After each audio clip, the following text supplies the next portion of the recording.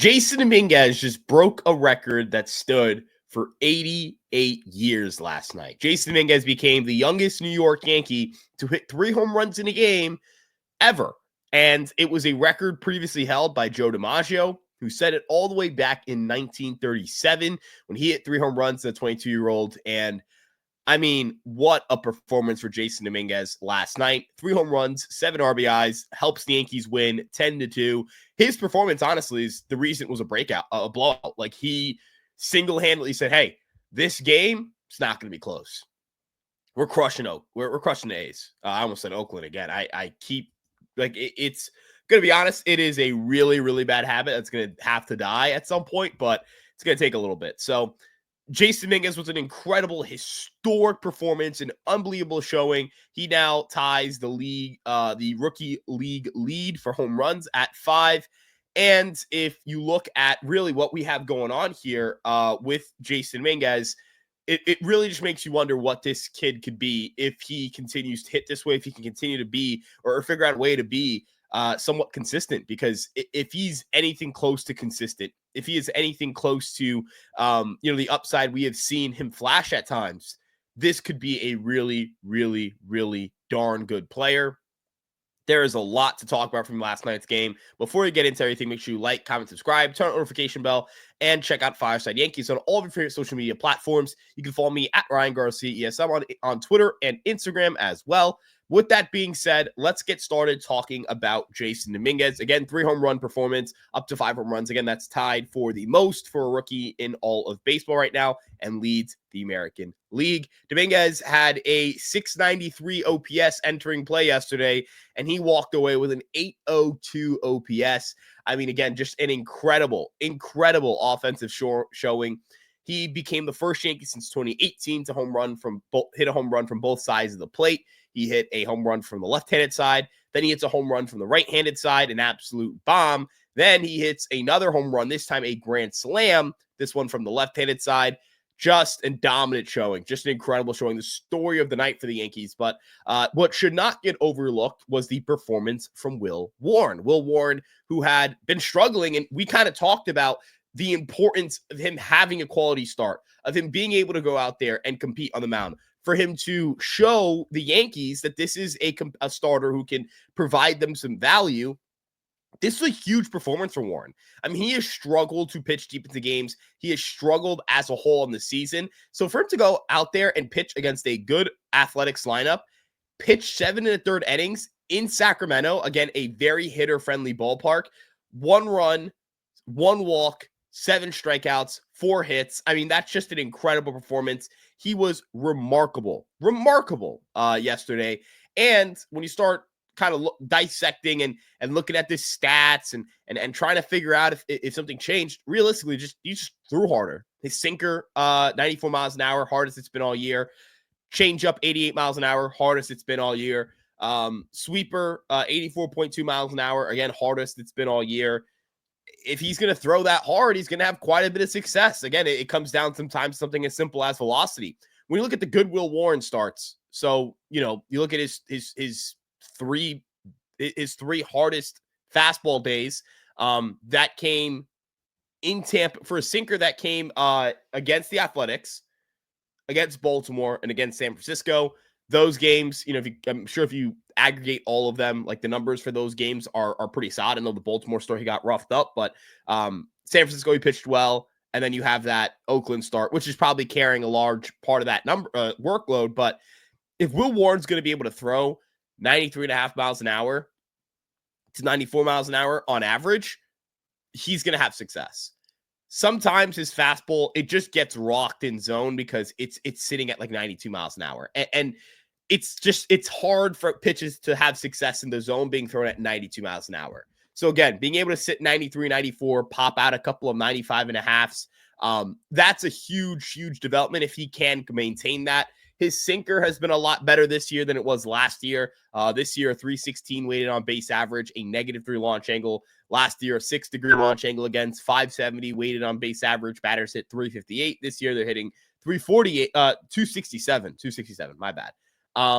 And they were slugging 818 this year, slugging 433. So considerably better numbers against on the sinker. Four seamers been really good. Sweeper, the results have remained kind of just underwhelming, but he can get swings and misses on this pitch. The command of his sweeper at times is just really underwhelming.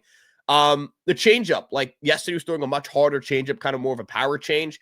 Curveball looked good yesterday. It again just comes down to his ability to, just throw harder than he usually does, and continue to mix in that repertoire. Like his command was stellar. I was really impressed with the way he located, with the way he mixed up all of his pitches, with his approach on the mound. Again, I thought he just had a really good game plan, and he executed from pitch one to pitch whatever it took for him to get through 7 in the third inning. So again, a really, really good performance for the right-hander. 12 swings and misses on the day. I hope he can take away from this game. Hey, I'm going to keep pounding the zone. Hey, I'm going to keep pounding the zone. Hey, I'm going to keep pounding the zone. Getting ahead, count leverage. These things are so important. Warren struggles to really get ahead in counts sometimes, and I think that can be a real big problem for him. And you saw the recipe against righties. A lot of sinkers and sweepers, well located. Against lefties, a little bit more of a mix, but for righties, I mean, he was going out there and he was like, all right, I've got a game plan and I'm going to stick to it. If you look at his pitch usage, the way he used his sinker was really cool. Outside to get called strikes and then jam guys inside, very rarely leaving that sinker over the middle of the plate. He had an approach that just worked all night.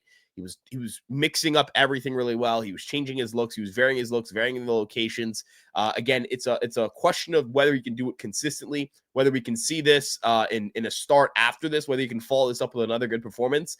Let's say he follows this up with 5 innings of solid baseball, 1-run ball, strikes out 6, walks 1, like that kind of performance. That would make you go, okay, that's 2 really strong starts in a row. Let's just keep the ball rolling. Let's get some momentum here. Let's try and get our season back on course. Let's get that going because the underlying metrics are pretty good here. Sub 4 FIP, sub 4 expected FIP. To go with a 4.75 ERA. Like the ERA is high, but the underlying metrics are really good. This is again what separates him from a guy like Carlos Carrasco, where for Carrasco, he was brutally bad and had bad underlying data. There was no data that suggested, hey, once the swings and misses come, with the swings and misses and the ground balls, he should be a better starter than this. No, this guy's not good. He was just not pitching well. He's not pitching at a high level. So for Warren, a really, really, really big outing for him. And now the Yankees, they have a well-rested bullpen. They have Carlos Rodon going today against JP Sears. I don't know if we're going to see Jasson in the lineup because it is a lefty, and the matchups would tell you that Bellinger from the left-handed side might be more productive than Dominguez from the right-handed side. And so I do wonder if that's going to happen and the fans are going to be pissed. But, given the matchups, it would make sense to throw out a bunch of lefties against Sears, who really struggles against lefties. And then you can then sit one of Rice, Grisham, Bellinger to let Jasson play the final game of this series. Again, this is more of a matchups thing. I'm not advocating for it, but I do understand if it ends up happening that if there's a day to sit Jasson Dominguez, it might be today.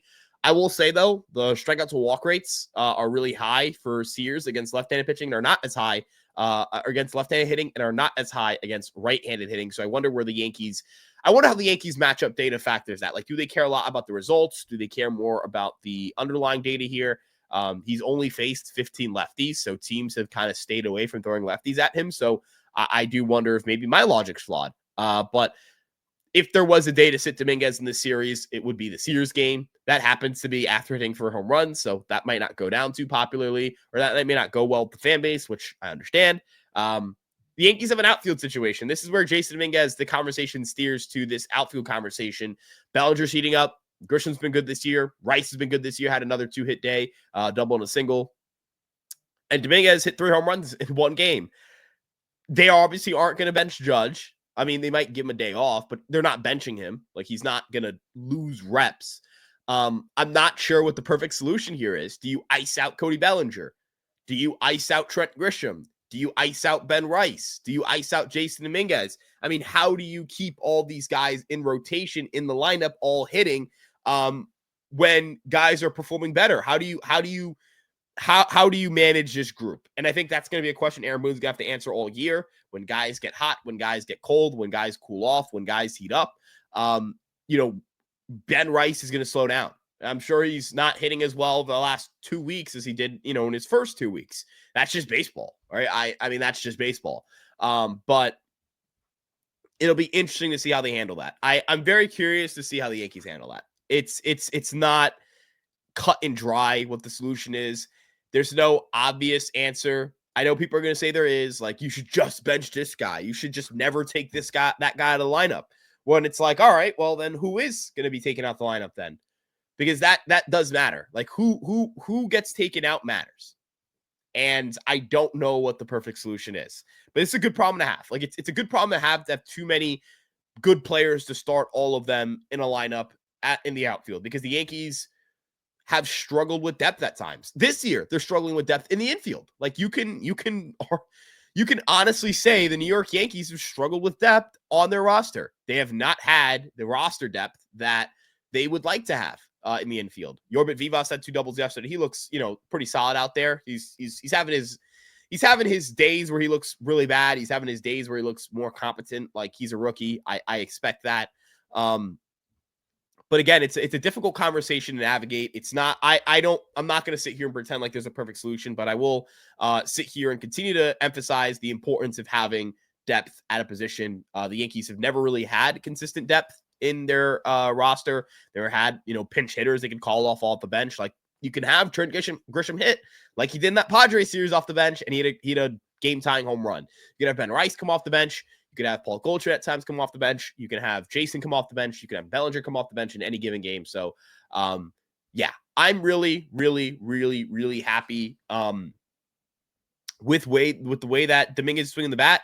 I think that these ups and downs we've seen early in the year are ups and downs that, quite honestly, just like, it's normal. It's a normal part of being a baseball player. It's a normal part of being a 22-year-old rookie. I think some people jump the gun on just like, hey, this guy's a young player struggling. He's not good. But I also think it's important to note, like, Dominguez will struggle again because he's young and because all players struggle. Even, like, you know, I mean, last year Aaron Judge was brutal in April. Or I say brutal, he was just mediocre in April. Slumps happen. Guys look off. Guys have off days. Guys have off weeks. Dominguez is going to go through another one.